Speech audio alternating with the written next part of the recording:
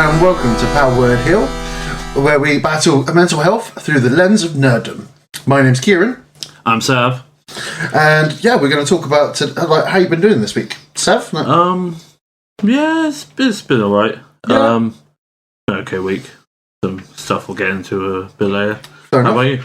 Me? Yeah, not too bad. Sleep pattern's okay. Like, it's not too bad anyway. Better than what it has been. Yeah. Like looking for new places to stay, and just like to move into, and yeah, busy actually, quite busy. But Busy's good. What are we talking about this week then? Well, what have you been nerding out about? What have I been nerding out about? Oh, well, Since sir, we last spoke. I do believe we've both been nerding out about the Vampire the Masquerade. Yes, we have. Yeah. Yes, we have. Yeah. Apparently, like no one knows how to make a character sheet, so I tried like 6 times, and I think I've got like one where it's like mildly okay. Like That's fair. Yeah, the app I put in that chat, I felt was all right, but I know certain apps just do not gel with other people. it's fair, yeah. Like with like our Bruges, man. Like we've got to like sort ourselves out, don't we? Like, fuck the system, goddamn system. Give me a pen and paper. You anarchistic fuck. Yeah, what can I say? Oh, mate. It's coming from a gangrel who's also massively anarchistic. I seriously, I don't understand if we're going to like actually get how we're going to kind of go. The Masquerade will be fine, but like if it's going to be like anarchist, or if it's going to be like Deluvian, or like how are we going to sit on the table? Right, we're going to have to speak to Jamie tomorrow. I think it's tomorrow, isn't it? Yes, we will speak to Jamie tomorrow, and he will give us some lens of what the fuck we are doing. Yeah, exactly. Yeah, anything we'll do for now. And how he's going to fuck with our characters massively. Mm-hmm. Just standard shit. Standard. Oh, mate. So, anything else you've been playing or playing a lot of League, playing a lot of Dota, Magic the Gathering Arena. My standard stuff. My good comfort little bits. Do you know what I mean? Yeah, I get that. I've made a fantastic, fantastic Goblin deck. Goblins. And I've made a a Commander Black Vampire deck. Because I was like, we're playing Vampire the Masquerade, and I was just like, I've got loads of vampires. Got that vampire itch. Yeah, exactly. Like a little nerdy itch. I'm like, I need to make something. It's just black. It's not black and white, and it's got like at the moment it's got like an 80% win rate. So like, damn good. It can deal with anything. Like it can make you like sacrifice enchantments, or because I can't blap. I haven't got white anymore. I don't have I can't tap destroy enchantment. Yeah, so I can make you sacrifice them, and it like does so much damage. And people will be like, "Oh yeah, one of those decks now from where every single card has a win condition." Yes, it's that. Oh God, it's beautiful. It's absolutely beautiful. I hate that so much. There's so Sorin in here, and there's like going with, I can't remember what Sorin it is, but it's like the 3 mana one that can one gives you a +1/+1 counter and gives you like lifelink and death touch. I know and that. The second one is like sacrifice a vampire, and you deal 3 points damage to anything, and you receive 3 points of health. Now I've like paired that with a fantastic amuse-bouche of a zombie vampire, right? Which is like a 4/1. But if you when it dies, whenever you gain 3 life, it comes back onto your battlefield. Oh, I know that fucker. So I have a constant, repeated 3-point damage blap. And nothing can stop it. It's a +1 ability as well. It's not even like a -2 or anything else like that. It's just one of my +1 abilities. I'm just like boof, boof, boof, and like it's so cheap. Like I've had so many people just rage quit. And I'm like, as soon as I've got those 2 out, I'm like, I am not surprised. Yeah, but, not including like all the vampires and everything that like double its +1/+1 counters. soon as it does damage to like a hero. Ugh. So it's like within 2 turns you're fucking dead basically. If I can get some +1/+1 counters on him, like I can make blood tokens, I can gain a fuck ton of health. Like it's beautiful. It is truly like sexy, and all my vampires pretty much have death touch and all the rest of it. So so good. Sounds abysmal. It is, yeah. I'm so proud of it because I actually like invested so many of my the extra cards you get in arena.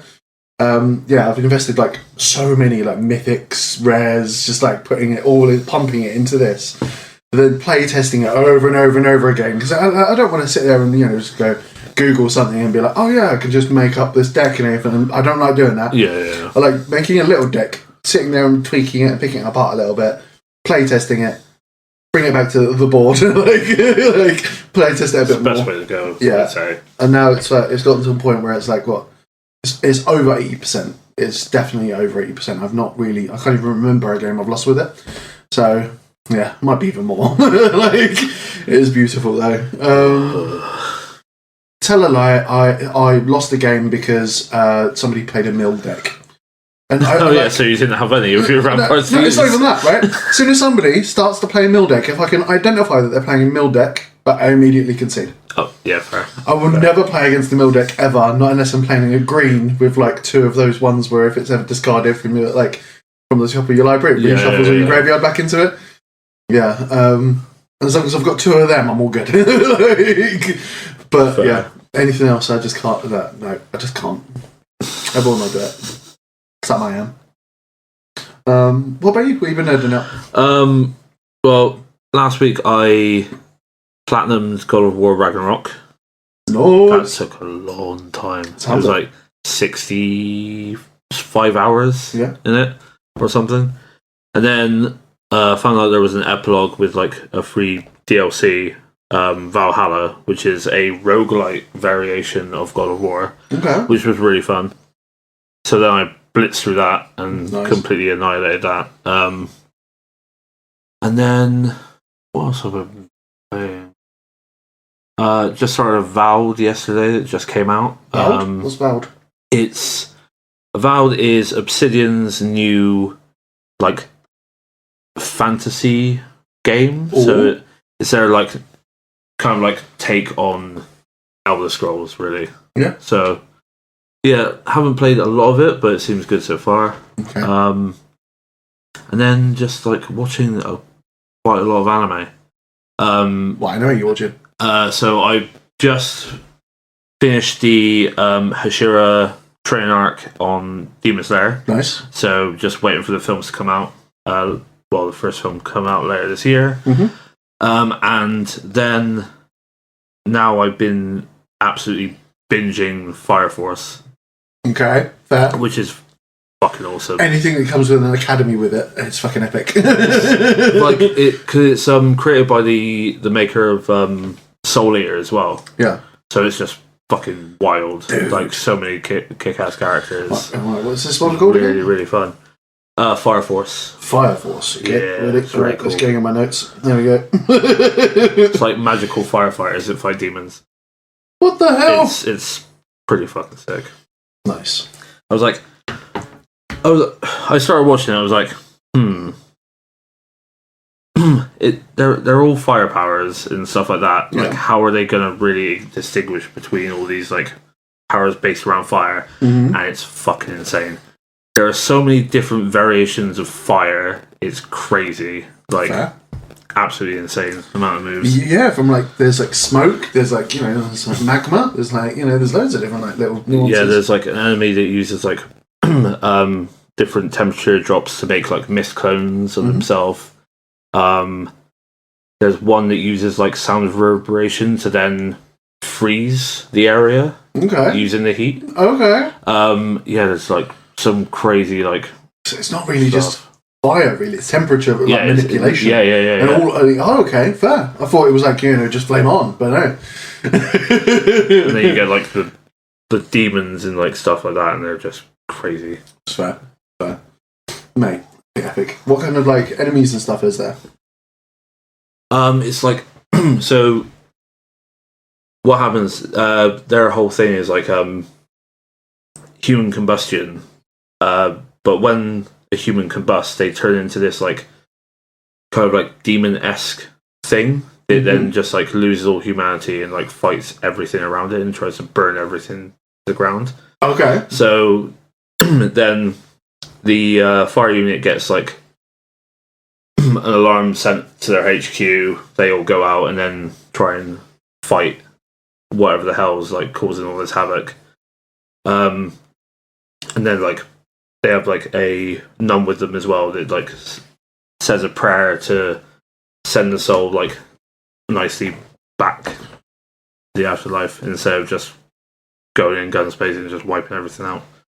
Okay, cool. It brings a little bit more of a solemn note to it. Yeah, there's like a holy church of soul in it as well, that they all like worship the sun and like everything like that. So it's like using the prayers from them. Like, my brain, Nathan, was like thinking more of like Shoto from My Hero Academia, but like there wasn't a. I don't know. It seems a bit more like I don't really know off the top of my head, but like it sounds good. I'm going to watch it. It's definitely really good. Right. So subject of tonight.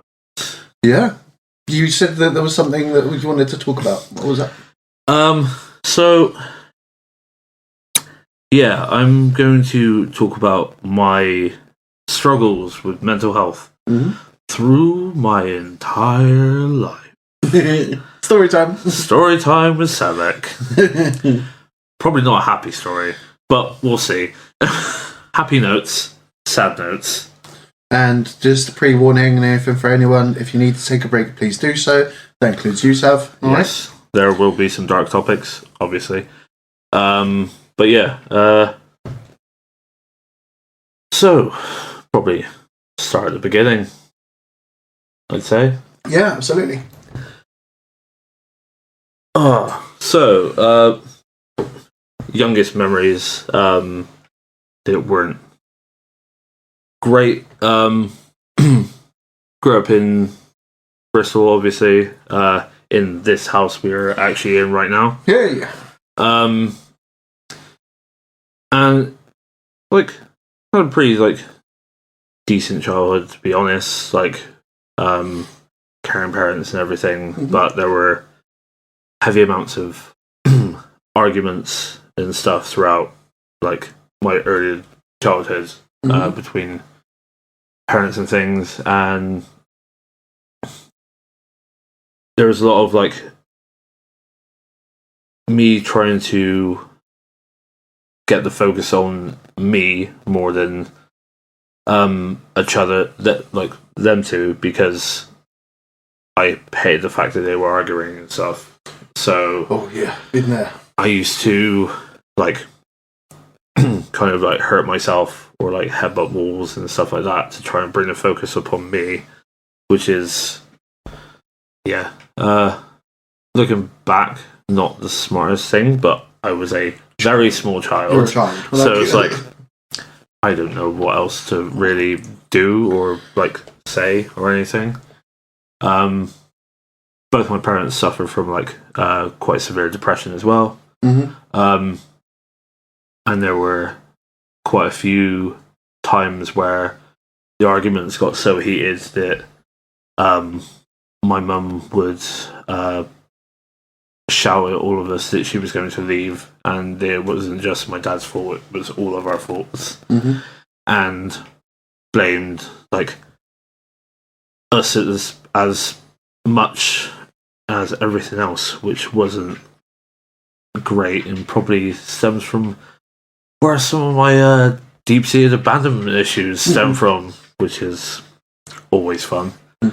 And then we get to primary school, which was initially not too bad. I was really good on like things that I enjoyed. I was really good at like doing and being able to focus on, but like things I absolutely hated, I would just either not do work or just chat in class or anything like that, and kind of like ignore it.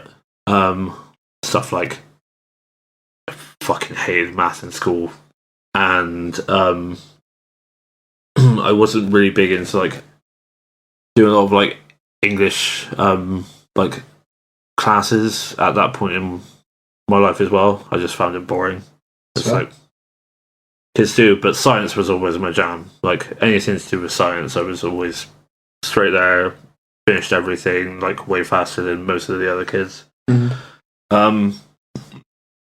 Had a couple of really good friends in that school, which were Jason, Jesse, and Simon. Sadly, later on in, I think it was year 3, Simon left to go to another school to kind of break down our friend dynamic a bit. Used to always go to like birthday parties and everything with them, hang around their houses, play like PlayStation, all that kind of stuff. And then I think it was year 4. This was a very long time ago, so I will not remember dates. You don't have to go into it if you don't want to, or But this new kid started at school called Kadeem, and I remember him a lot for all the worst reasons. Well, did he used to bully you, or what happened? So, what happened is he got into being friends with Jason and Jesse, and kind of pretty much he didn't like me at all from the first sight of me at all. So he literally got them to turn on me, and then it started kind of like that aspect of started bullying me by taking away all my safe spaces in the school, and then turning what I thought was safe back onto me, which was awful. Sounds like somebody who's going to grow up to a very, very well-functioning person. Yeah, so there were times where I'd lent Jason some games, and instead of giving them back to me because Kadeem was there, he chucked them in the little forest area attached to the school. So I had to go in there and try and find them. So after maybe a couple of years of this, I just got so done with everything. Thankfully, I moved classes and became friends with these 2 other young guys, Matthew and Darren. They were awesome. Used to they lived very close to me as well. Always used to hang around Matthew's house. That's how I got into Final Fantasy and stuff. He was a massive lover of Final Fantasy, so I played. I borrowed a copy of 8 off him first. Nice. And played through that, and that's probably why I love 8 the most out of all Final Fantasy games. Nostalgia, yeah. And then he got some of the old school ones, so it was watching him play Final Fantasy 5, Final Fantasy 6, really, really good times. And his uncle owned a cyber cafe. God, I'm dating myself. And sometimes we used to hang around the cafe for free and play Half-Life multiplayer mods and stuff like that, and just nice. hang out all day, just games and everything. Really nice, really fun. Then the end of primary school was pretty standard.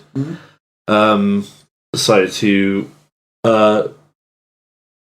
I looked at a few schools, then decided to enroll in Speedwell Technology College, which doesn't exist anymore. Nice. On its ruined grounds is now the Brunel Academy. And the only person who followed me from my primary school to the new school was my friend Darren that I met. Many friends with in primary school, so that was nice. At least I had kind of a touchstone went with me. Yeah. Then, on I think the first day, I saw this like kids like strawberry blonde hair get on the bus, and like thought pretty cool and everything, and we got chatting a bit, and that was my mate Alvin, who I see occasionally now, but that was a really good friendship that I've been able to keep throughout my many years. But the true friends I've kept for the longest are still from my tutor group in Speedball, which is really cool. Mates Jack, Ash, and then a couple of others I don't see as much. But yeah, we used to like hang out all the time. We just talk about computer games all the goddamn time. Talk about cartoons, Dragon Ball Z. At that point, was one of the biggest things. Secondary school was interesting, and that's when I think it was like probably the end of year 7, start of year 8 that I like properly became like more alternative and stuff. It was like me and Ash like walking through like the school on like lunch breaks or like stuff, just like screaming Slipknot lyrics at the top of our lungs, with like people just like looking at it going like, what the fuck is happening? Like, what the absolute fuck? But it's weird because even though I was probably at that time I was the only like goth kid in like our year. I still got really like on with quite a few of the like more sporty like personalities and stuff in the year, which was quite interesting. Like kind of like that's where like my whole like social aspect of just being able to chill with any fucker I meet kind of like started. It was like, this is weird. Like this isn't what normally happens. Like I haven't been like kicked to the curb or anything yet. This is quite strange. That was something I actually learned in like a lot later life. Actually, like my social anxiety used to be through the fucking roof, and unless it was with like my friends, right, anyone else, like it was very much I just kind of just kept to myself and very, very silent. But I learned when I was like 22-ish, with like how to like talk to other people. And like, and it was I literally read books about social anxiety and like just how to like get over it and just kind of go from there. And like, it's really, really cool though that you're able to like develop those kind of skills because it is a skill. Like honestly, it really is. It definitely is. Like so early, crikey. Yeah, one of the only fucking skills I really got. Because that was the start of the teenage years where I got even more like into the whole aspect of giving no real shits about actually really working on anything, like academically. Which now looking back to it, I'm like, someone should have probably saw this and went, ADHD. This is also another thing, actually. I went through, because in primary school you don't get any like homework or anything. Like through the entirety of secondary school, I didn't do a single piece of homework. Same. I got so much shit for all of that. Yeah. I walked away with nothing, but I then had to like redo my GCSEs and my A levels later, and I just made up for it then. But like, it's just one of those things, isn't it? Yeah, it was like still like science was like my top subject and everything. Got a bit better in like English and stuff, music. For a second there, right, I thought you said silence. Silence? No, silence was my favourite subject. I'm like, that doesn't sound fucking right. Silence. What dark animes did I go to? Locked in shackles. Locked in the room. No, silence was my favourite subject. Anyway. Fuck. Puts the lotion on its skin, otherwise it gets the hose again. Yeah. Like, it's interesting as well, because, like, these days I'm massively interested in things like other, like myths, legends, other people's, like, history, like, other, like, religions and, like, religion, like, myths and stuff like that. Mm-hmm. But because we're in England, and it's all pretty much fucking church and all that shit, pretty much all you would ever learn about in RE was Christianity. Which, that was it, yeah. Pretty much. It's meh. We learned a little bit about Hinduism, right? Little bits. Yeah, but they were like... little bits, yeah. Blink and you miss it. Yeah, exactly. Yeah, it was. Yeah, and then it was like... And then I was like, what about other religions? And I remember actually asking that question, actually, in an RE class. I think it was in year 7 or 8. And I was like, but miss, what about other religions? And she was just like, well, what do you mean? I was like the non-monotheistic ones, you know what I mean? Like, what about, like, you know... Take your fucking pick. Like the Norse religion, or like paganism, or Buddhism, or like anything else. And she was just like, oh, like, and she huffed at me, said, they're cults, not religions. And I was like, oh, alrighty then. Cool. Cool. I think in these days you would answer back, well, you're just giving us knowledge on the biggest cult in the universe. So, hey. I think Islam is a bigger one, but yeah, like... Yeah, probably. Yeah. It's pretty close, though. Saying... Christianity's probably got some of the most greedy, though. Definitely, if you look at America with televangelists and like stuff. Oh yeah, like that. True that. Yeah. That's like, but there's also like imams that do like very similar things. Very true, but not as. I would not say as shockingly large spread as the American ones. Yeah, that's true. But also, let's take a side note. This is through the lens of nerddom, not through the lens of like weird geopolitical and philosophical like discussions and such. Yes. Maybe we'll get to that another time. Maybe for another podcast. Yes. There we go. Yeah, maybe a completely different podcast. But yeah, there's so many times where I get bored of a lesson and not do work and just chat to my friends.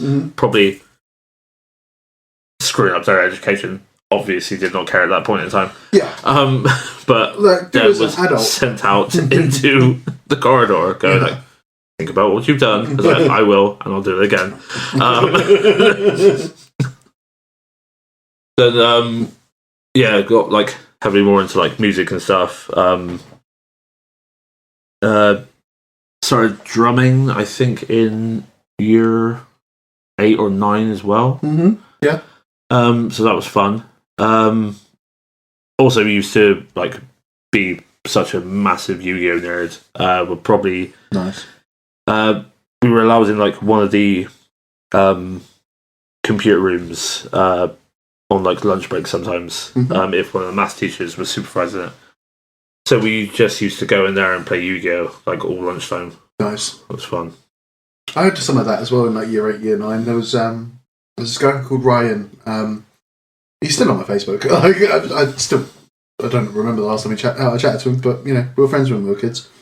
And we used to play that 40k with little tiny little armies on a school desk in like the lunchtime. We never could finish a game, but like it was still pretty fun. My mate Jack that I was talking about earlier, because he was the one that got me into Warhammer, like 40k and fantasy and everything. And probably to the detriment of my parents at that point in time, went on my what was it? My can't remember what the ages are. But when it was my birthday, when it was like in year 8, got my first Tau army. Nice. Why Tau? Why Tau? I was a fucking massive weeb. You just wanted to freaking pull my cannons. I was a weeb. My favourite game at the time that me, Ash, and Jack started talking about was Metal Gear Solid. Fair. And it was like, these look like Metal Gear Rex. Let's fucking go. Absolutely fair. Let's pick the slightly tall blue aliens with mech suits. Yeah. Space communism. There we go. Yeah. It is. That's what it is. It's space communism. That's what the Tau are. The greater good. But with a more feudal Japan caste system into it. Yeah. But I digress. Jack made a after school Warhammer club. Yeah. So we used to like go up to the library and like paint models or like try and like play like small games. Mm-hmm. This was around the time that Warhammer Lord of the Rings started. So we were all collecting the same magazine as well. So we got like little bits of like Lord of the Rings armies like every like couple of weeks. So we used to like paint those upstairs. That was fun. And then like on weekends we'd like all go into town, go to like Games Workshop, like look around at all the pretty things that we had no money to look at the acquire anyway. Just like passively like huff some glue. Yeah. That definite thing. It's a definite thing. Every single time I walk past the Warhammer shop, I just walk in and just put my face and go. They're just doing like a really loud sniff, and they're like, everyone turns around. I'm like, sorry, I just needed my dose. And they're like, okay, cool. So a very good huff. Oh yeah. And then we found College Green, and that's where all the alternative people were. So nice. I've made so many long friendships that I have about half of them to this day. Yeah. From College Green. One of them being our awesome editor, Caleb. Yeah. Who I met on College Green. Absolute legend. Absolute fucking legend. We have to say that, otherwise he deletes our podcast. Under pain of death. Pain of death.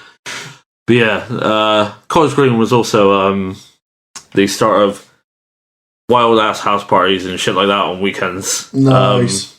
With many different forms of drinking, smoking quite a lot of weed, getting stoned as fuck. Your standard young teenage shit. Yeah. But you guys had College Green. I don't know if it's just. I don't know if it's synonymous with being like an alt goth or like an alt metalhead, right? But you guys had College Green. We had the BMX track, which was just this big green, right? Where like loads of people were playing BMX, and there was talks about there being a skate park there once, but no, it never really got built. And we used to just go there, or we used to go to the skate park that was right near County High, which was the other secondary school in my hometown. And that's where we smoked weed and did all that stuff. There's always a place. There's always that place. There's always a place. Somebody walks up with like a few cans of cider, and we're like, woo! Yeah. For us, it was either cider or someone with a small bottle of vodka, which is the reason I cannot deal with any cheap fucking vodka ever. It will make me gag. It tastes like how nail polish smells. Do you know what I mean? Like, fucking diabolical. Yeah, it really is. He's just like, just no. Worst one is it'll go really, really cheap gin. Oh yeah, that's also how I despised gin for a very long time. So I once went to one of my mate Lou's house parties, right? And he would because no one would drink this gin, right? Not even his mum, nobody would drink this gin, right? And I because I had this weird people pleasing issue, and I don't know, I had damage. Ooh. Did you say had? Oh yeah, have maybe. I did say had, because in the past few weeks and even in my therapy, I'm really actually answering. And sorry for calling you out. No, you called me out, right? Yeah. It's something I'm working on through therapy in the last few weeks. I will. Yeah, I'll be looking for it hesitantly and expectantly, but it's. and this is a one-man podcast now. Sam's been stabbed.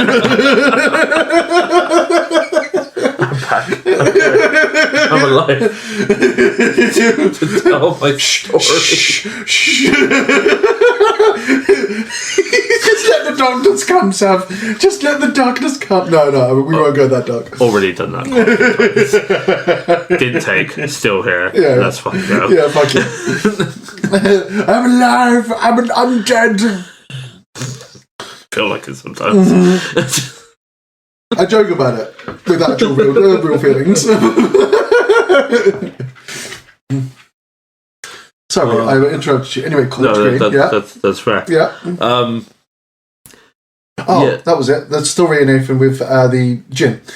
My friend, no one would drink it and everything, so then my mate Lou would be like, oh yeah, let's go do some shots.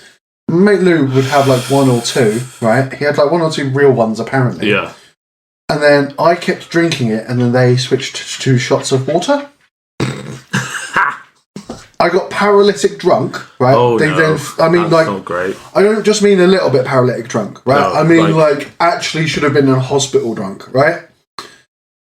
I then get so fucking drunk as, Steph is, telling me to to smash my balls in the toilet seat, right? Because we were reading about this fucked up thing where this fucked up website, right? We found in IT, right? Which it just got right the way through the safe search filters. Yeah, and it was about some of those. Yeah, it was called bustmyballs.com, right? And it was about how people would bust their balls in different ways. And yeah, literally got a elastic band, got a testicle, wiped out on the fucking. On the toilet seat and went fuck. And then apparently kissed Lou's arse, but I didn't just kiss his arse, I basically gave him a rim job. Oh my god. Then what is this? They were filming half of this shit as well, right? Then apparently and everything, I got really angry because I can't even remember any of this, right? Any of this part, right? Because you were smashed out of your fucking I was mind. fucked, right? I went through 2 bottles of fucking gin. Probably went That's through a 14, 15-year-old, every aspect of grief in 1 minute. Exactly, yeah. And then apparently, Lou's sister came home, saw how paralytic drunk I was, tried to get me to bed, right? Then I apparently swung for her, right? God. And then she basically, literally, it was the most pathetic fucking thing. And apparently, she just chucked me on the floor, right? As she should have. As she should have, yeah. And don't get me wrong, there was nothing. I'm okay, cool. So we could have been, can we have an adult, please? Can we have an adult? And then, no, you're not allowed. And then apparently I fell unconscious, and then my friends. My wonderful, wonderful friends, yes, I'm going to be sending this to you later, put Savlon cream on one shoe. Oh, fuck off. And an entire fucking tube of it.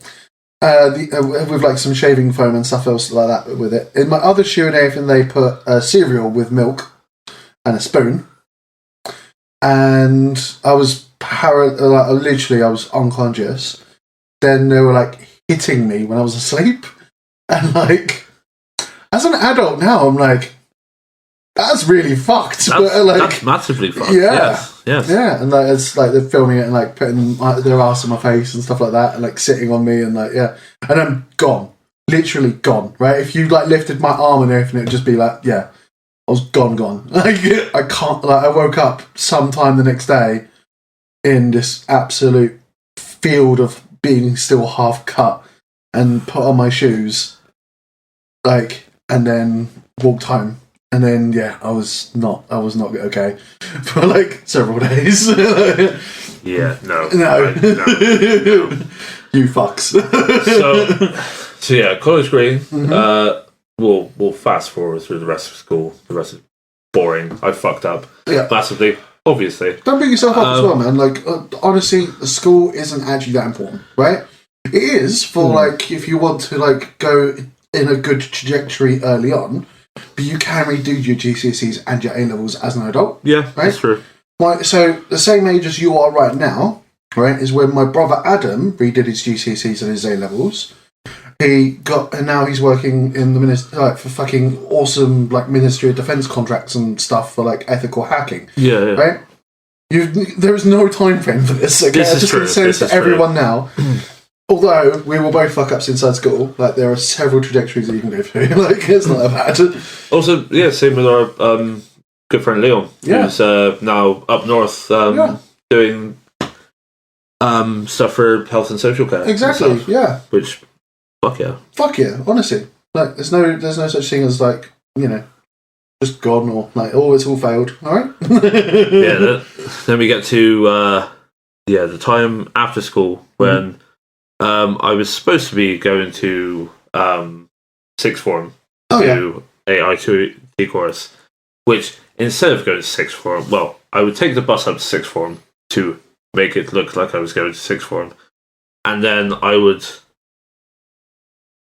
then walk all the way down from school, down Church Road, into town, and just hang out in town for the rest of the day, because I knew, like, some of my mates from, like, College Green were, like, at college and stuff like that, so just hang out with them. Then, like, after a while, got a call on to, like, oh yeah, you're not doing this, just fucking do whatever.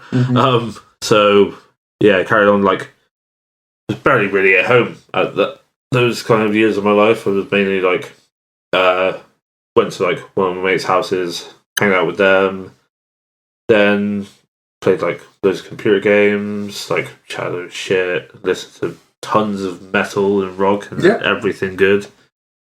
And then it'll be the weekend again, and then we all either made some random party somewhere, or went to a rave or, like, something like that, and just got pretty wasted. Yeah, fair. That's what we do. That's what we do at that age, isn't it?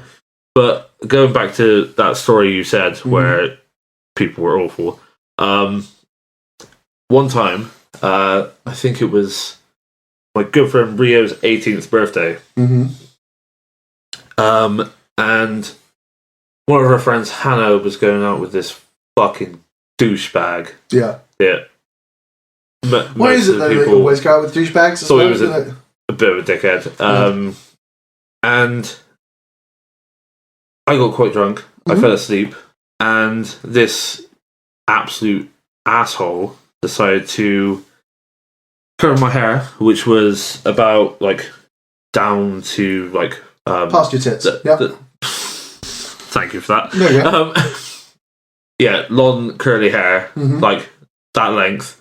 Decided to put foam and toothpaste in my hair, wonderful, like, all the way through it. To the objection of most of my friends there going, he's going to fucking kill you when he wakes up. I was like, that's not being light. He's going to murder you. And what happened?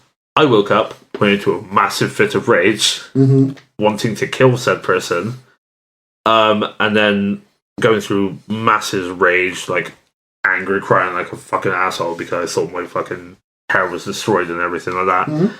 And then that isn't crying like an arsehole, angry crying like an arsehole. No, I know. I'm just frame, like, I'm just going to reframe it for you. I'm just going to reframe it, okay?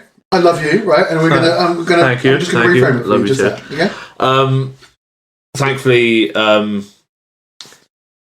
Rio stoned and another one of my friends took me up to the bathroom, like, got all the shit out of my fucking hair and everything.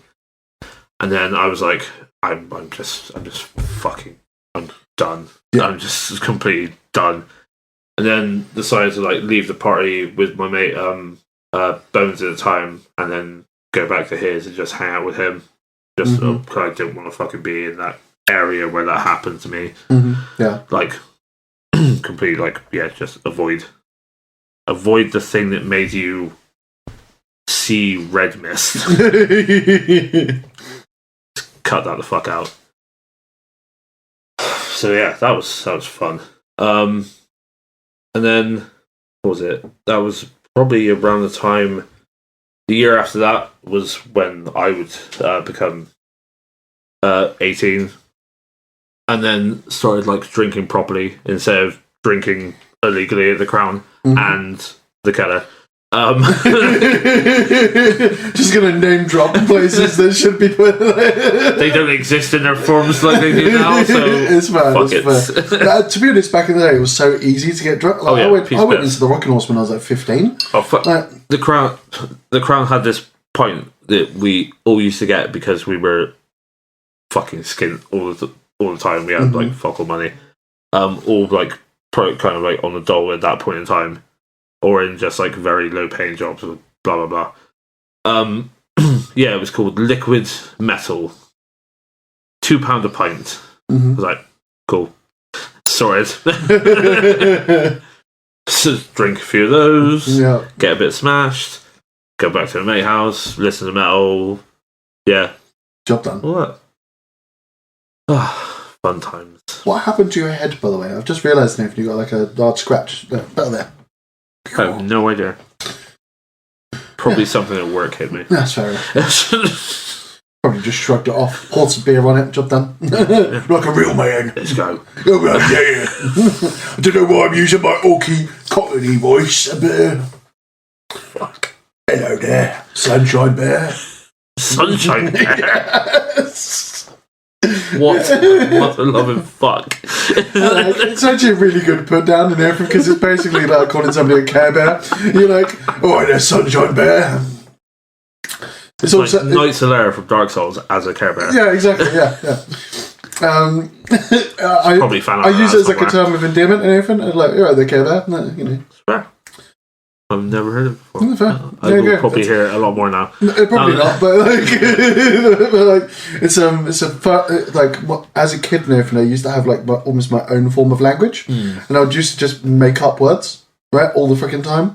Like my brothers would all call it like Kieran like language, and like it would barely be understandable by most other people. But you hang around me enough, and people be like, there is an actual like cognitive it's actually an entire language almost. Yeah, I've gotten better as I've grown older. Like, I've actually learned English, you know? The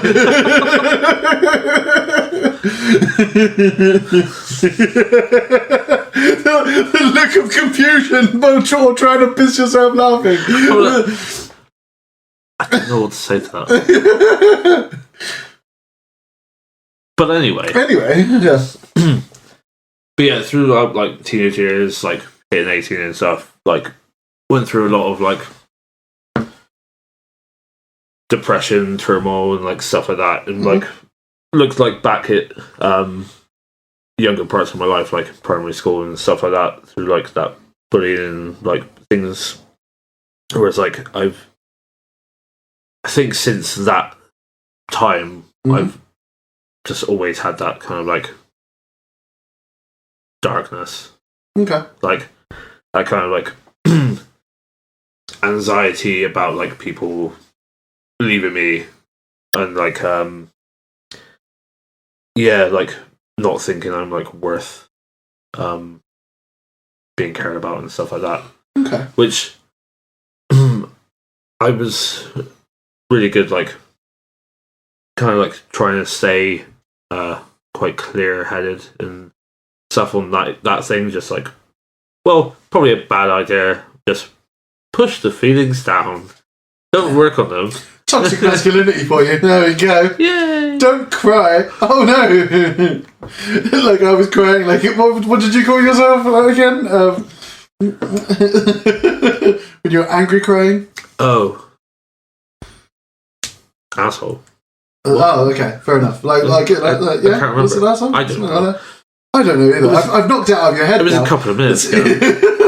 my fucking brain didn't keep on to that shit. Like, that's why That's why we're recording, isn't it?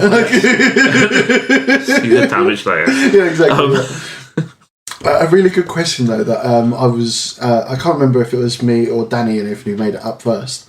I think it was we were talking about it, and then I asked Danny. I think it was that's the way it went. But like our friend Danny, basically, I asked her, Nathan, when was the first time, Nathan, do you think that you know that you were like crazy or like not normal? Yeah. When was the first time? I'm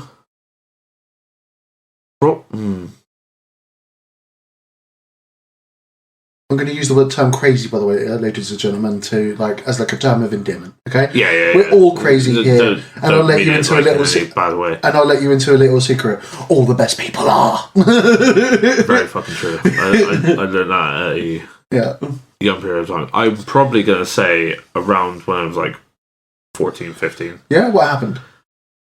Just like I just kind of felt like I thought about things quite differently from like some of the less like alternative people that surrounded me and stuff like that. Like I got along with like a lot more of the like kind of like dark and gothic kind of like the weirdos stuff in like that kind of like paves my like mentality. Kind of like always preferred the dark aspects of like life and stuff, and instead of like fucking, I'm just gonna say like football, all that crap, or just any like normally kind of shit. Yeah, that's fair enough. And just also like to kind of deal with some of my feelings like back when I was like a teenager and stuff. I did like used to self-harm a bit and stuff like that if I was like feeling down, and it gave me like that kind of like release a bit. Yeah. But self-harm, Nathan, is it like now talk about this on the podcast as well, like so I self-harmed quite a lot. In fact, I have done throughout my life, in fact. But self-harm and everything feels good because as soon as you've hurt yourself, it rushes your entire system with a whole bunch of like endorphins and adrenaline and all this other like stuff where like, and you're like, oh, I feel on cloud nine now, and I was really upset before, and then that's kind of why, right? Because it's a part of just when you get injured if you're being chased by a tiger. Do you know what I mean? It's that kind of feeling, but it helps you to keep going on. But like to do the self-harm, like. But the thing is that it damages yourself. Like I know people and everything who can barely like close their hand now, right? Because they've like slit their wrists. Yeah, I've known some people and like people who can, like they've just got like a claw almost, like take my strong hand, kind of like, and it's not healthy by any stretch of the imagination. But it's like it's understandable, of course. Like I think the first time I knew when I was crazy was. I was laughing maniacally in an English class and slicing open my arm. Yeah. Like, and then I stabbed myself with a pencil, and then this guy who would always bully me and everything and like just make snide fucking comments. Just be a grade A dick. Do you know what I mean? I think he's dead or in prison right now. Like, this the kind of person. And and like he walked past and everything after going up. Like I was doing it and no one was even acknowledging it. Like this was the weird and strange bit for me, like as an adult now. But I was doing it, and then this guy walked past, and then I was stabbing myself with a pencil, and then I stabbed him. Like there was no blood or anything, but it fucking hurt. Do you know what I mean? It was weird. And I was like, and then I left English class after like no one even took any notice. And I had like blood running down my arm, and it like dried and crustied up, and like it wasn't until like nobody even did anything about it. Like it was nothing. Like I went home, washed my hand, no one even noticed. It was very strange. But like I think that was the first time in everything I knew I was like I wasn't doing okay. Yeah. Like so I like to kind of talk about these kind of things as like the adult that I am now, right, and giving myself the compassion that I needed at the same time, at that time. What kind of things would you say to yourself back to like younger Sav? I'm not sure. Probably like things get better. You're loved. Like it's such a like young part of your life. Like nothing really matters. Yeah. At this point, like yeah, you're so young. Like there'll be much brighter things in the future. Like that kind of thing. Yeah, it's very true. Very, very true. I would probably go. First of all, Nathan, I would give myself like a big hug. I would then like bandage myself up and get myself the help that I needed at that time.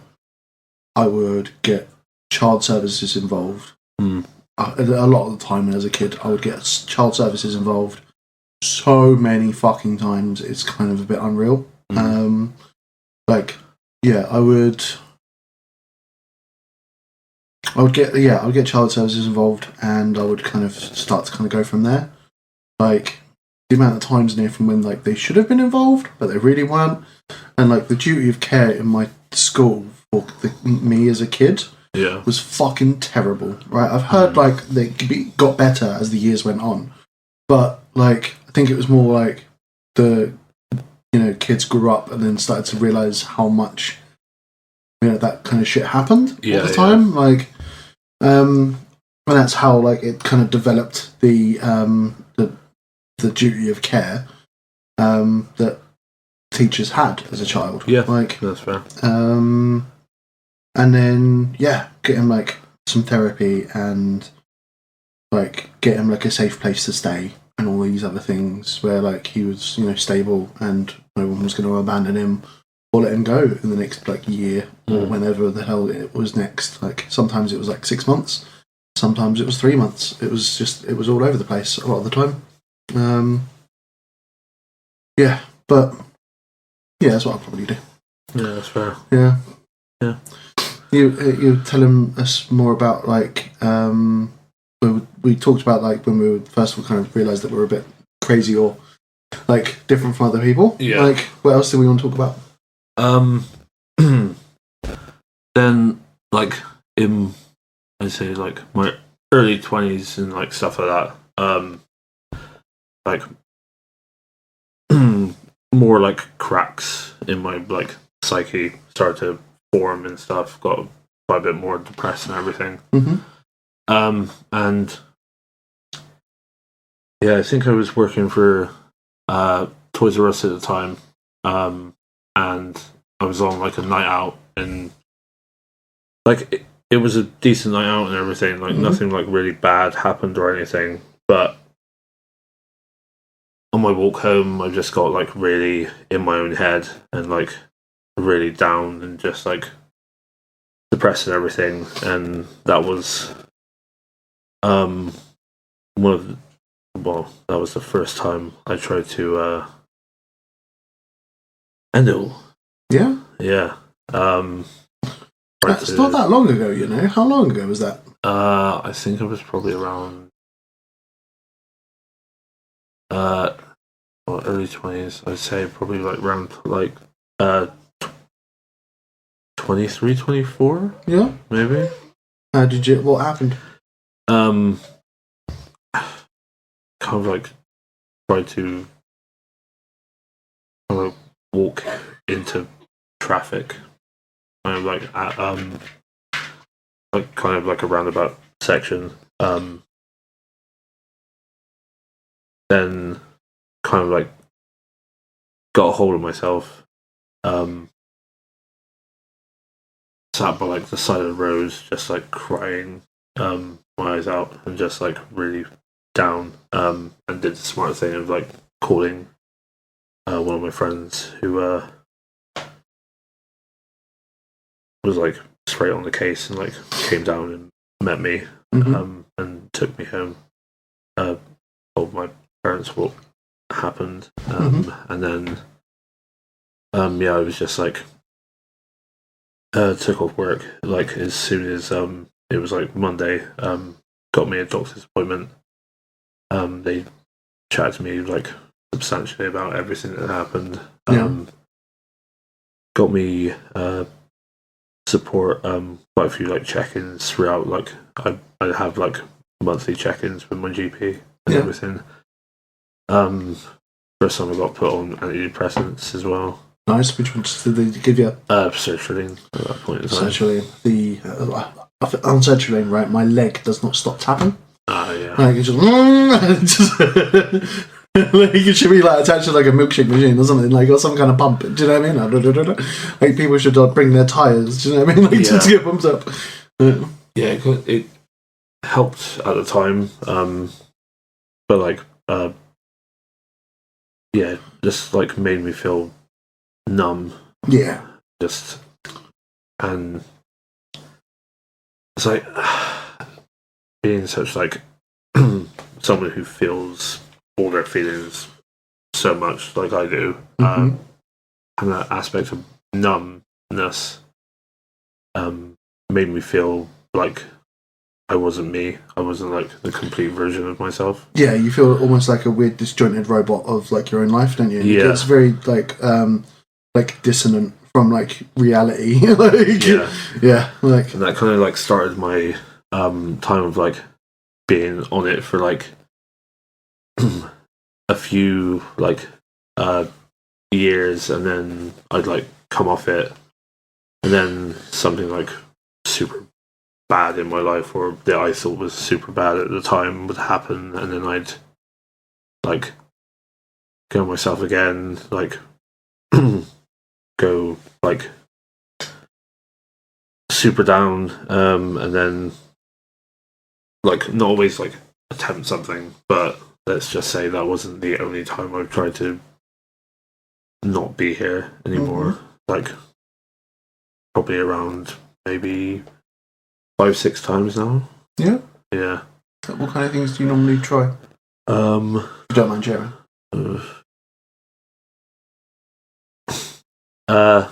Well, listeners, you don't have to listen to this part if you don't want to, obviously, or just take a break beforehand. I've tried attempting to hang myself. I've attempted to slit my wrists. I've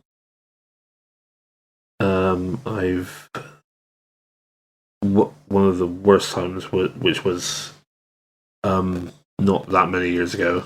We're kind of gonna fast forward a bit through time, which was not that long ago. I think it was a bit before I met you. I was on a different type of antidepressant at the time.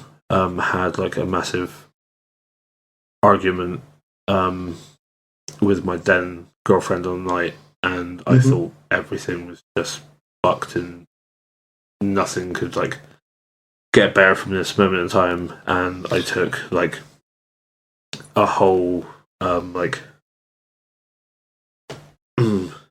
blister pack and like a bit extra of the medication I was on at the time to try and just stop. Made me feel like super drowsy and lightheaded and everything. It does, yeah. And then I kind of like snapped out of it at a time and went upstairs to my mum's bedroom and told her what I had attempted to do. And she rang the ambulance service, and then we waited for them for a few hours and just had like water and like teas and like stuff to just like kind of like help like flush things through my system and just like keep me awake and stuff. Yeah. Did you like? I'm sorry if this is too much detail, but did you like take it and then feel really drowsy, felt like shit, and then told your mum, or did you feel like shit, go to sleep, wake up the next morning, and then tell your mum? No, the first one. It was like a few hours of just like lying like on the sofa, and then I kind of like, no, this is wrong. There's a little alarm bell that kind of rings in your head, doesn't it? Yeah. And Glad you're still here, by the way, buddy. Yeah, thank you. Love you. Too. But yeah, that was. So then went to the hospital. Give me like a was it EEG? Yeah, for your heart. Yeah, to check on like my heart and everything. Had a blood test as well to like so they could like define what it was like in my system more clearly and stuff like that. And also like check my levels, like, and then was like in the hospital for most of the day until I could be seen by there's like psychiatric nurse who had like a conversation with me, and then it was a very dark time for me at that point. But yeah, I kind of like what kind of like snapped me out of it a bit was kind of like thinking about all the people I've lost to like suicide or overdoses like in the past. Like I've been to substantially more funerals for friends than I have weddings, which is quite ridiculous for someone who's only 34 years old. Yeah. It's got to be like leaning on the like 6 or 7 mark, maybe. And kind of like thought about how I felt and how everyone else felt at that time, and I didn't want anyone to feel like that for me. Yeah. So, yeah, absolutely. Yeah. So yeah, I kind of like came out of it and did the thing of getting the help I needed at the time. Good. What kind of things are you like looking forward to now? I'm looking forward to all the gigs I've got coming up. All the fun, random crap with all my great, wonderful, amazing friends. Vampire campaign. Role playing games massively help the mental health. They really do, don't they? They really do. But yeah, after that, then the next like really bad time was probably kind of like last year when end of March a lot of things happened. Yeah. As you know, massive kind of brutal breakup and everything that I was kind of mourning and went pretty massively self-destructive. And then when I was kind of coming out of that self-destructive like thing, then my nan passed away, and that just put everything back into that. You kept spiraling, didn't you? Going from mourning to even more mourning, essentially. Yeah, not the greatest play-by-play I've ever had in my whole entire life. But yeah, last year was stupid. I was massively spiraling throughout the whole year, mainly. Probably, I'd say I only really started to get out of that around like November or December. You've been doing some serious fucking work, dude. Like, since like we started this podcast, and like a little bit before then as well, I saw like your trajectory kind of going up, right? If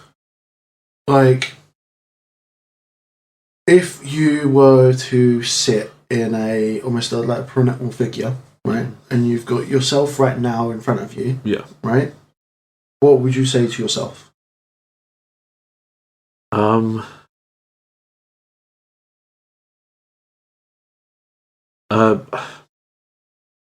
You can do it as a professional. You can do it in like a whole kind of almost a callous way if you want to. Like it's completely up to you.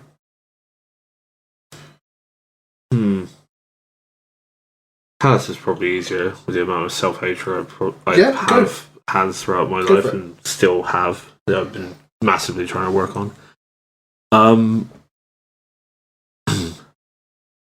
Just stop being a fucking idiot. Stop fucking just doing all the shit you're doing that doesn't make anything better, just makes it way fucking worse. Stop, like, putting kerosene on the fire of your mental health. Like, do the things you love doing that aren't, like, based around, like, drink, drugs, anything like that. Or, like, any of the other, like, stupid vices and stuff. Mm-hmm. Like, people love you. You fucking know that. They think you're great. And they've seen you hurting and they've tried to reach out. And some people you've just ignored. And some people you've listened to and then kind of still went back to the same fucking bullshit you have.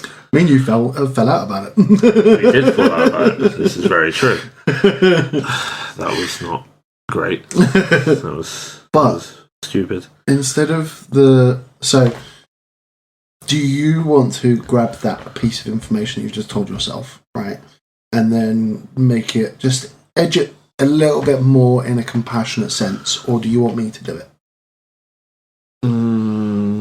You. Me? Yeah. If you're not in that space, it's okay. All right?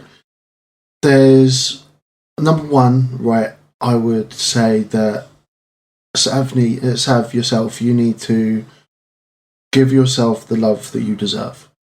Right? Yeah. Now, we accept the love that we think that we deserve.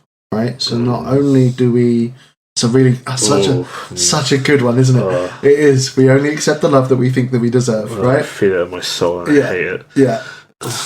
Now, how do you get yourself from now to the way that you can... Just another way where you can accept a little bit more than you deserve, right? Or that you feel like right now, or you can change your like perception and understand that you actually deserve more. Now, you can kind of approach it those two kind of ways, right? You either change the way that your markers are, right? Where you kind of change where like how much can you kind of give yourself a little bit more than you deserve right now, and then allow you're the marker of what you think that you deserve to kind of come up with you over time. Yeah. Or you can just concentrate on the marker and then increase your self-esteem that way. Now, the main thing that I've found for myself is to give myself the love that I needed. Right? Yeah. Not wanted, needed. Right? Not deserved, needed. Right? Not expected, only needed. Right? And then if you... Sorry, this is going to just kind of turn into a bit of a therapy session. I think this whole session is probably Isn't this why we do this podcast? Yeah. So, what I want you to do, right, is I'm gonna guide you through this. Close your eyes for me. Okay. Closed. Remove your elbows from the table. Sit back and get a bit more relaxed. All right. All right. Breathe in through your nose and then out through your mouth, and just keep concentrating on it. Breathe in as far as you can. The count of 4. Hold it for 4 seconds. And then breathe out for 4 seconds. At the end of your breath, wait, and then for 4 seconds, and then breathe in for 4 seconds. Just do that a few times. And listeners, if you want to keep do this together and everything, that's absolutely fine. Once you're in a bit more of a centered place, inside your mind's eye, I want you to place your childhood self in front of you. With that look inside his eye, exactly where you know where likely you're hurt the most. And I want you to give him the love that he deserves.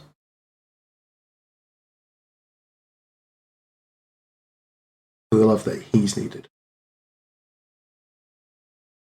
Whatever he needs, hug him, sit him on your lap, tell him all the things that he needs to hear.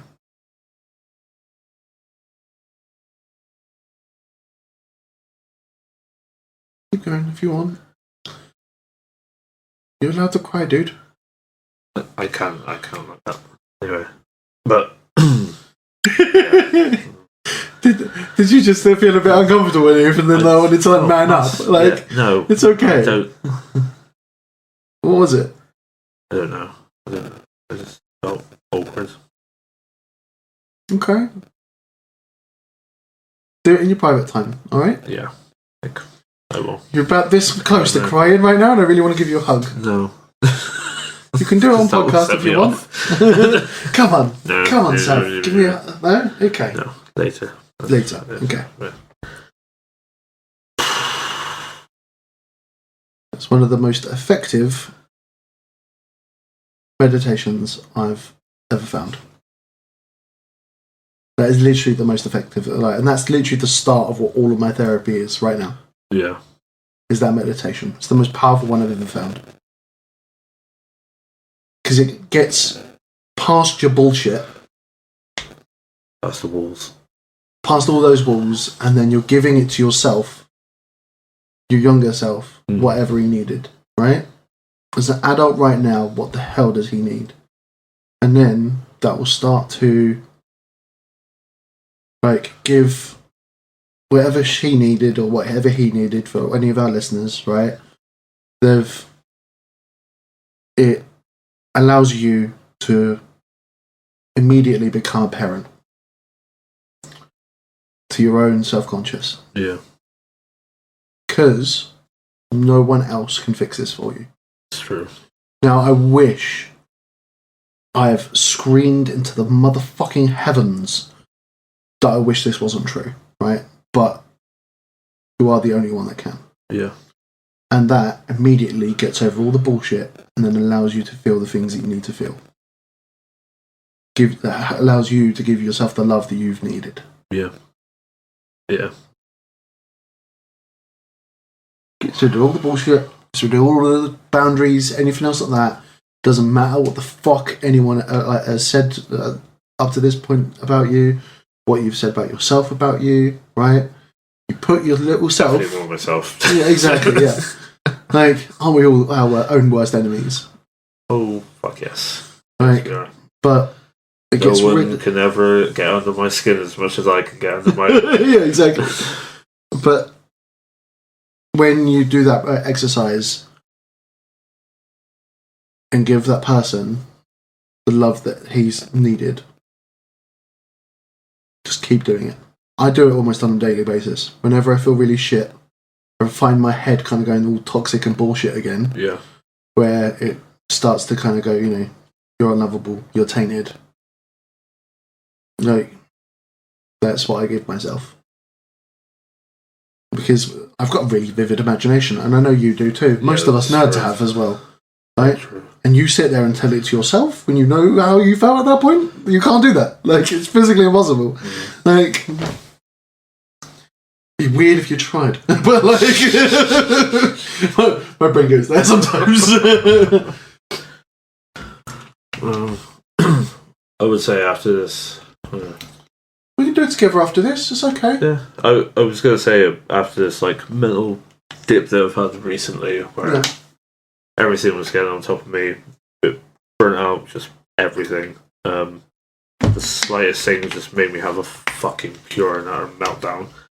But I think after seeing GP and going through everything like again, I think this is the first time I've started to feel like more myself again than I have since March last year. Good. It's a little bit of, don't get me wrong, it's very disheartening when the cycle comes back again. Do you know what I mean? You're like, oh, for fuck's sake, I wish I was back through this already. Fuck, like, what the fuck's the point? And you start to, because the cycles come back again, it makes you go, what the fuck is the point of getting the fuck back up again? Right? There is always a point in getting the fuck back up again. The point is, you need to get the fuck back up again. Yeah. It doesn't need a fucking reason. That's a good point. Get up. Wake up, get up, come on, rise and shine. Kick some motherfucking ass, open up a can of whoop-ass.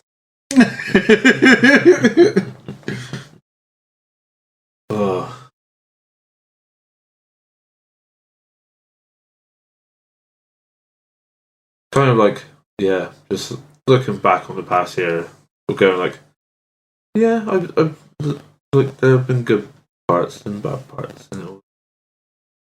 But god damn, should I stop being such a fucking idiot? It's not a fucking idiot though, is it? No, but these are the words I chose right now. Do you want me to keep going? Do you want me to give you a better word? Probably. Maybe so naive, or maybe so. That's a damn good word. I have been very fucking naive, definitely for the later part of last year. Or maybe so. Things that are way too good to be true aren't, and they were. Yeah. Or like sometimes it might be instead of like naive, sometimes I would say unkind. Sometimes I would say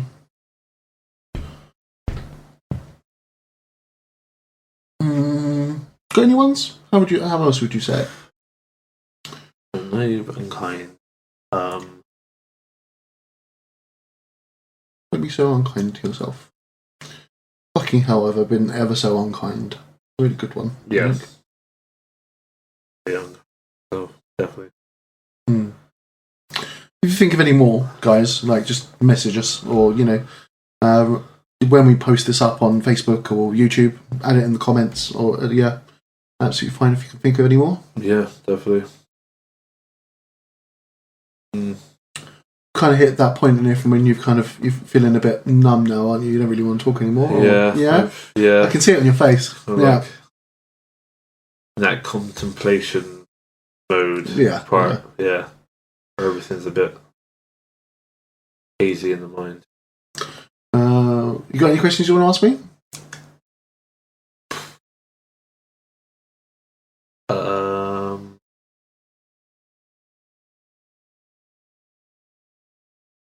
don't know. No? No. Okay. My brain is completely... It's fair. Let your brain go to mush. We've got about 6 minutes left. I can monologue, alright? I can monologue for 6 minutes. There's a reason why. Okay, I'm the villain. Oh, you've underestimated my trap card. I have a ghost of a chat.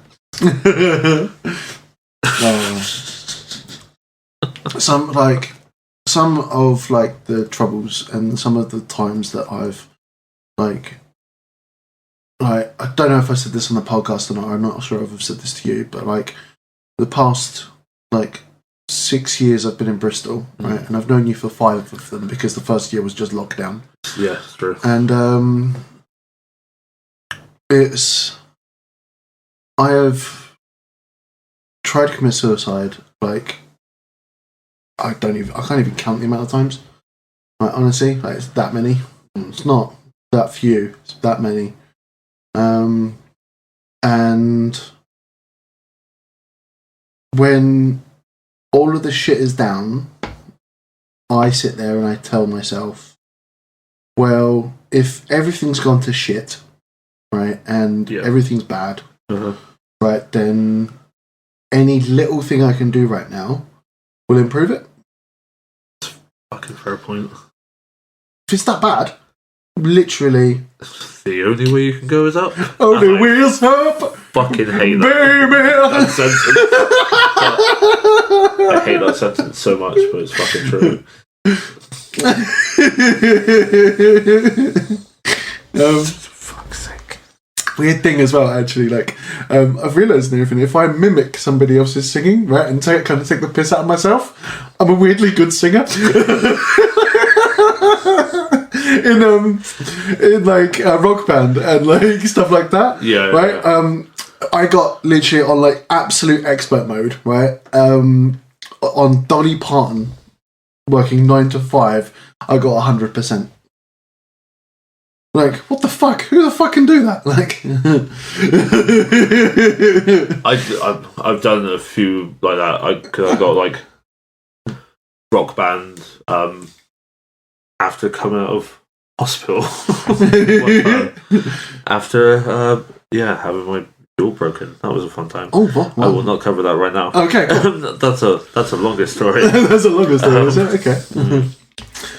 Fucking trash people. But also, fuck, I hate hospitals. Mm-hmm. Just no. Fuck what hospitals? Sorry. I don't like hospitals. Oh, nobody likes hospitals. Nurses and doctors don't like hospitals. Right? Like, yeah, it's just I don't know. It's like that severe, like empathic overload you get in a hospital. Yeah.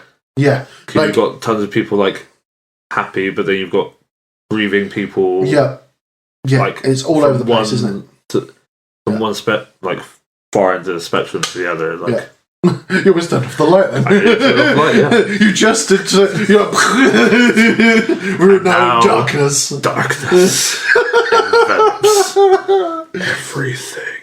I get it though. The imperfect overload, definitely. But yeah. What songs and everything have you done in rock band today? Oh, everything. Did you get like 100% on everything? Yeah, I'm trying to remember all stuff. So long ago. Yeah, it was back in the day. My brain is like a giant sieve sometimes. It's just weird that I got 100% on Dolly Parton. Out of all the fucking songs, why the fuck Dolly Parton? I'm really not surprised about that though. Yeah, I know. It's weird. I say it out loud. That completely fits with you. It does, yeah. I am random. Hear me roar.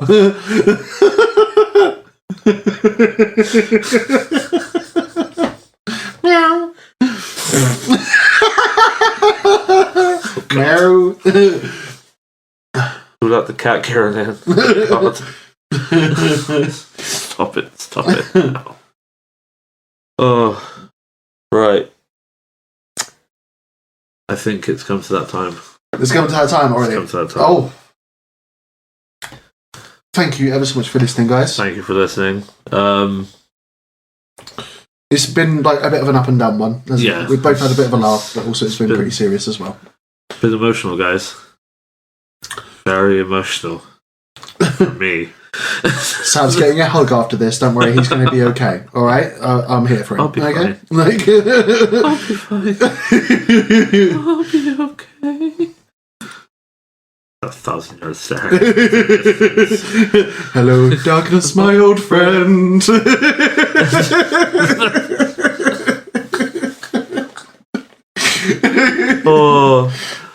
Please follow us on all our socials, Instagram, Facebook, YouTube, Spotify, all the good things. Discord as well. Everything is in our link tree, and our link tree is on our Insta and Facebook as well. Yeah, it is. And it's on each episode of the Spotify podcast. Yay! And YouTube. Yeah, we're such a small channel. Like, we need more people. We tiny. We tiny. We tiny. Yeah. So yeah, please. Our roar is essentially like Kieran's little meow back then. It needs to become more gigantic and loud and roar-like. Also, as I've just remembered and nearly fucking forgot, we've got stickers. We have stickers, which we will be giving out randomly if you ever see us in real life. Oh yeah, I'll have a chunk on me like at all times. Yeah, like, same. Want a sticker? And also, because this should be out just before then, I think. We will be at the Sunday of Bristol Comic-Con at Ashton Gate. Oh yeah, I'm so looking forward to it. So we're gonna walk around with stickers and stuff, just bumping into people, chatting about random stuff, do with anything geeky or mental health or anything. So if you see us around, just come up and chill with us. Yeah, we're two fat nerds. You can't miss us, honestly. Yeah, be a fun time. Just look for hair, and that's about it. Yeah, really. or the Hello Kitty demon spider tattoo thing. Yeah, you've probably seen on my Facebook and everywhere else. Yeah, very much. Yeah, should be good. Yeah, keep listening. We'd love to hear from you. If you want to jump on the podcast or any questions you'd like answered in the podcast, it'd be great. Please do. Give us an email. We want some perspectives from people who obviously are like us and nerdy as hell. Want any of our friends. We've got trans people who really want to come on. We've got girls that want to come on. We've got every single lovely human being that wants to come on. So yeah, thank you so much for your time. And this has been. Just before that, I literally breathed into the screen. Sorry. Also, if you'd like to come on and chat about your battles with mental health or certain aspects of that, it could be any form, could be your anxiety, your depression, if you've also got PTSD or ADHD, autism, anything, just hit us up. Any sort of form of neurospiciness or of any form, or anything you want to talk about. We'd love to explore that with you. Absolutely, yeah. Thank you ever so much for your time. And are we ready right now? We are ready. Are you ready?